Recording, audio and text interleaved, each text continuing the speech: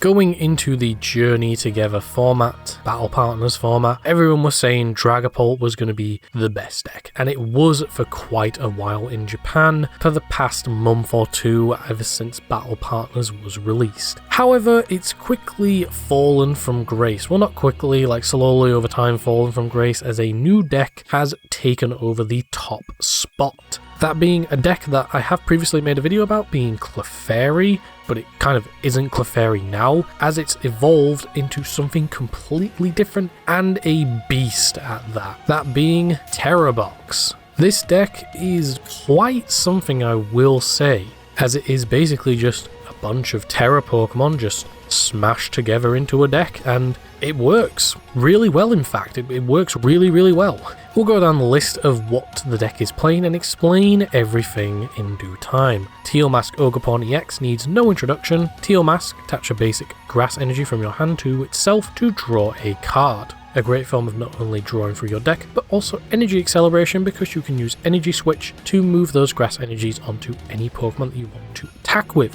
One of those being Wellspring Mask Ogerpon. So currently in Japan, people are not respecting control decks. It seems to be a common theme for the past videos that I've uploaded, that people don't respect control decks, but it's just a thing, because previous format we had such annoying control decks. Obviously Snorlax was a big card with an ability that just prevented you from retreating. We don't really have anything like that post rotation. We do have a couple of cards like that, but they required you to use an attack, which is what Wellspring Mask is. And because of the fact that people aren't respecting control decks, people aren't playing stuff like Switch or Turo or basically anything to get that Pokemon out of the active spot. And Wellspring Mask Ogerpon's Sob attack does 20 damage for one colourless, and your opponent's Pokemon can't retreat. Not only that, it also has a pretty good second attack, Torrential Pump, which does 100 damage, and then you can shuffle 3 energy attached to this Pokemon into the deck, do 120 damage to one of your opponent's benched Pokemon. And given that Japan's format is mainly comprised of evolution decks, you can quickly take out like 2 Pokemon with this, especially if they're basics, so you're already pretty far ahead,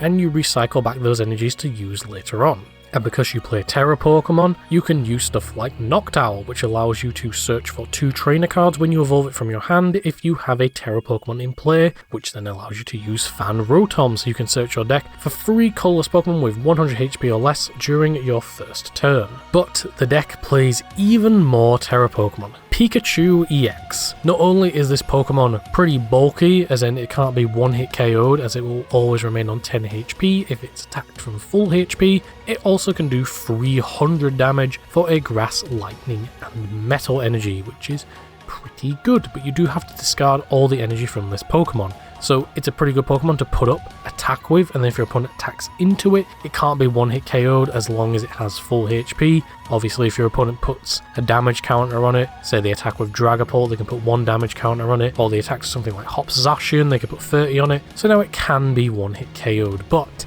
300 damage is a very large amount of damage and can KO quite a lot of Pokemon. Not to mention it's an electric type, and there's quite a lot of Pokemon in the format that are weak to a lightning type Pokemon. And then of course we have the mainstays for pretty much every deck. You of course have Fezandipiti EX to draw your cards, Mew EX to draw your cards. You can also copy the attack of your opponent's active Pokemon. Can come in and clutch sometimes, it's also a free retreater, but we have stuff like Latias EX, which makes all of your basic Pokemon cost 0 retreat. Doesn't work for Noctowl, so your opponent can bring up Noctowl and all that kind of stuff, but Noctowl's kind of dead once you use its ability. We of course have Budew for item locking, Blood Moon Earth Luna for the late game, and Ditto. This allows you to, on your first turn, if this Pokemon's in the active spot, you can search your deck and choose a basic Pokemon you find that accepts itself, and if you do, you discard this Pokemon, all cards attached to it, and put that new Pokemon in its place. So it basically acts as an extra copy for all of your Pokemon. Some deck lists have also been playing Terapagos, which, you know, for 2 energy does 30 damage for each of your bench Pokemon, and because you're playing Tera Pokemon, you can play Area 0 Underdepths, and because you're playing Area 0 Underdepths and Tera Pokemon, you can play Lily's Clefairy EX. Its Full Moon Rondo does 20 damage plus 20 more damage for each benched Pokemon in play, and its Fairy Zone ability makes it so that your Psychic Pokemon do 2 times damage to Dragon-type Pokemon. And in case you don't know, Dragapult and Raging Bolt, both dragon Pokemon, are currently the best decks in Japan, which is the reason why this deck has quickly overshadowed them, because it has Lily's Clefairy to easily deal with those decks, as well as just a toolbox of all different types of Pokemon to deal with any deck that it wants. This deck is so fast and so aggressive and just so consistent, it's actually insane. And during the Fukuoka Championships, like a little bit ago, the deck saw a decent amount of success, even being piloted by Tord Reklev. Why was he at a Japanese tournament? I don't know, but apparently he was, and he got 11th place with this deck. Plus, because of the fact that you're playing like multiple different types of energy to fulfill some of your attack costs, of course you have to play water for Wellspring, playing grass so that you can draw with Teal Mask. You could also attack with Teal Mask. You of course have to play grass, electric and metal for Pikachu.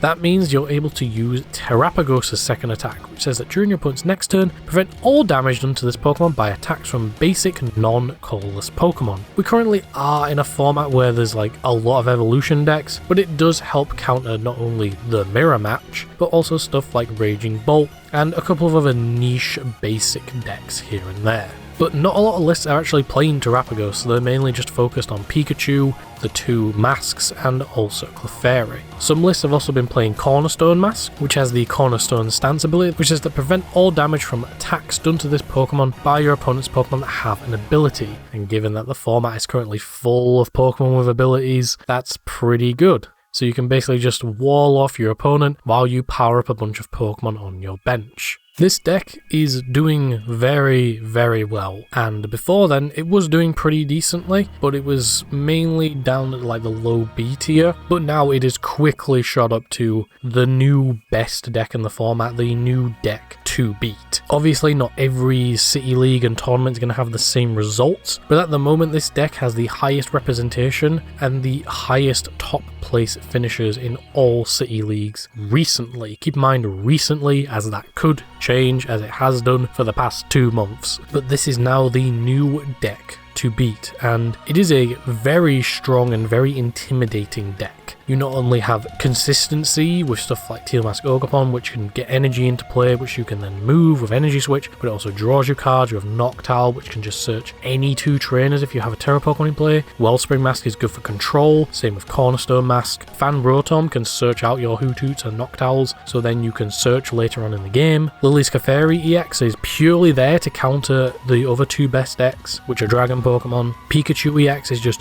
really big damage, and it also can't be one-hit KO'd as long as it's at full health. Terapagos, because you can get up a really big bench. Same with Lily's Clefairy EX, it's damage based on the size of your bench. Also, Crown Opal is pretty good if you're up against a mirror match or you're up against any other basic deck. Blood Moon's really good for late game, and you can also make use of Latias, so everything has free retreat. Budew is pretty good, Ditto is just an extra copy of everything, and then you could just have all your supporters. Crispin can just get you 2 energy, so you can instantly power up some of your attacks, because a lot of them only cost a couple of energy. Boss, so you can bring up anything. The deck is very powerful. It can also use Sparkling Crystal, so now your attacks only cost like 1 energy, if not none. You can also Pikachu for 2 energy. You can Terapagos for 1 energy or 2 energy. It's just so powerful, so consistent, and just so good. And I imagine this is the deck that a lot of people are going to be picking up post-rotation alongside Dragapult and Raging Bolt, because those are the best decks. And this deck is just really, really good. But obviously there are ways to counter it, because it didn't win the Fukuoka Championship. The highest it got was 5th, because we obviously have stuff like Milotic Farigiraf, which saw a huge amount of success because people weren't respecting control decks. And you obviously have plenty of ways to play through it. Everything is pretty low HP, so against Dragapult, if they have a really, really good game, they can easily pick apart your board. Say your Lily's Clefairy is prized, you can't easily one-hit KO those Dragon Pokemon, so they can easily just start ripping apart your board, and while you could deal some decent damage back, they're going to be spreading around so much damage and just one-hit KOing anything in the way. In terms of this deck going into the future, it's probably not going to get a lot of support because Tera Pokemon in general just aren't being printed anymore. There isn't going to be any in Journey Together apart from like